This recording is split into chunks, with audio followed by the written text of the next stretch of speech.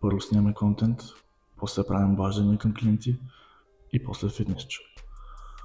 Всеки ден имам задачата да запиша контент, long form видео за YouTube над 6-7-8 минути, след което да го кача, да го едитна в Opus Clips, да кача 3 видеа за деня в Instagram, TikTok и YouTube Shorts, след което от 10 часа, защото повечето бизнеси го отварят към 9-10, пък ако тръгваш да звъниш на някой с идеята да им мяташ оферта, пък ако тръгнеш на някой бизнес да звъниш от 9 часа сутринта с идеята да им мяташ някаква оферта, ти по-скоро ще се чакай, човек, аз още не съм си почнал деня, смисъл, чил, нали, окей.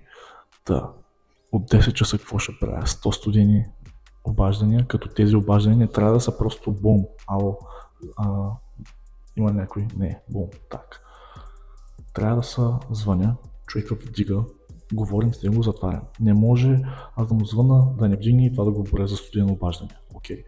След което 15 фоллоуп разговора с клиенти, дали би било с настоящи клиенти, с загубени клиенти. Под загубени имам предвид хора, които не са купили.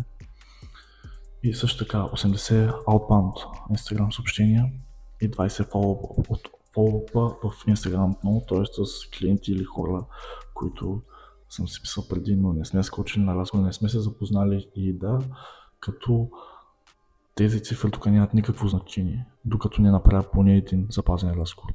Може да направя 150 обаждания, 150 разговора да са ми казали не, махай са буклук, какво става, кой сте, че ми звъниш и т.н.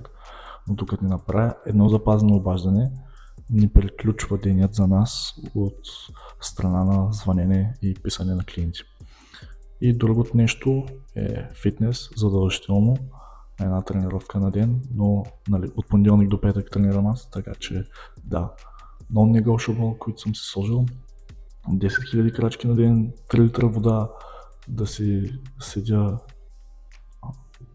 диетата за покачване на маса, да чета 10 страници поне, защото четенето повечето хора го подценяват, но просто с четенето си подобряваш и говоренето, и начинът на мислене, и доста други неща.